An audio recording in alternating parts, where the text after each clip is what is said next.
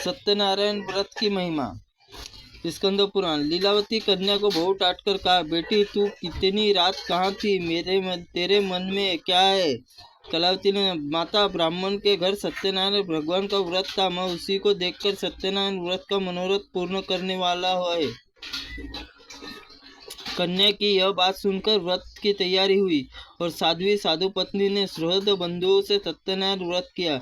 मेरे स्वामी जमाता शीघ्र ही घर लौट आए।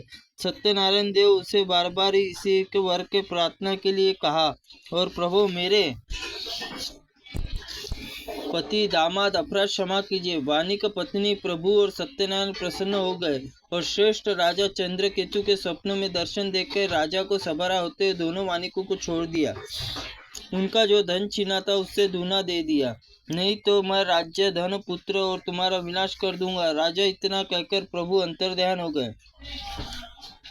प्रातः काल होते हुए राजा सभा में गए। स्वजनों से रात बैठकर वहां दूतों को आज्ञा दी, अभी जाकर बंदी और राजाओं को तुरंत कैद से छोड़ दो।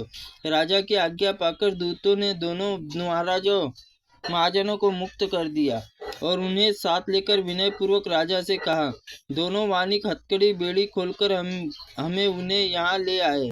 इस समय उन दोनों के मन में पुरानी बात स्मरण हुआ और भगवान सत्यनारायण की महिमा याद करके विस्मय से बड़े भय से विह्वल हो गए। उन्होंने राजा चंद्रकेतु को प्रणाम किया।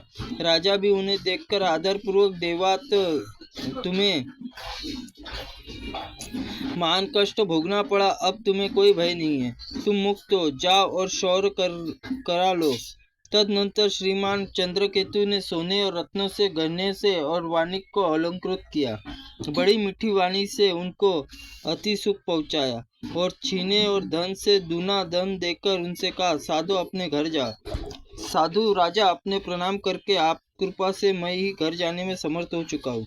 उस समय साधु ने मंगलाचार करते हुए यात्रा की और ब्राह्मण को धन दान दिया और अपने नगर की ओर दोनों चले। कुछ दूर बढ़ने पर सत्यनारायण दंडी वेश में आकर उनसे पूछा, बताओ तुम्हारी नाव में क्या है? तब महाजन ने प्रमत्त होकर अवहेलना के साथ हंसी उड़ाते हुए कहा, दंडी क्यों पूछ रहे हो? तुम्हें रुपए चाहिए? मेरी नाव में लता पात्र भरे हुए हैं। दंडी के वेश में आए सत्यनारायण भगवान ने साधु निष्ठुर वचन सुनकर कहा, तुम्हारे वचन सत्य हो।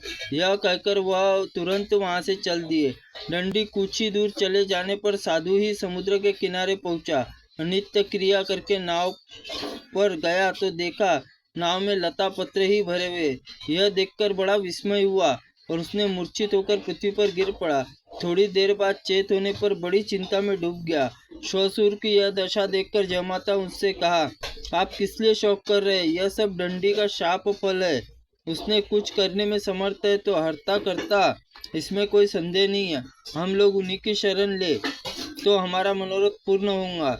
जमाता की यह बात सुनकर साधु दौड़कर दंडी के पास पहुंचा और उनके दर्शन करके भक्ति पूर्वक नमस्कार करके बोला, मैं बड़ा दुरात्मा हूँ। आपकी माया से मुग्ध होकर मैंने जो कुछ कह दिया उसके लिए क्षमा करें। मैंने आपके सामने दुष्ट वाक्यों को प्रयोग किया है।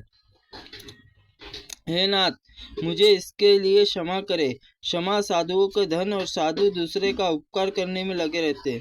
यो कहकर शोक विनिकल वाणी बार बार प्रणाम करने लगा और रोने लगा। साधु को विलाप करके दंडी ने कहा, रो मत, मेरी बात सुनो। दुर्मते, तुम मेरा अपमान करके मेरी पूजा विमुख हो गए और उसी के फलस्वरूप बार बार दुख को प्राप्त होते हो।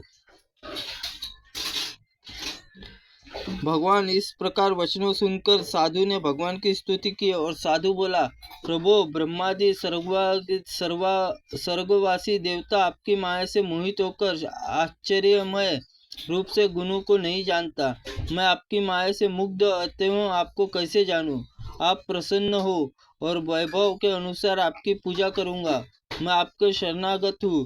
मुझे पुत्र और वित्त से मेरी रक्षा करो। त्रुटिपूर्ण वाक्य के लिए भगवंत आप हमें क्षमा करें। ओम नमः शिवाय नमः। ओम स्कंद पुराणाय नमः। ओम सत्यनारायण व्रत कथा महिमा नमः।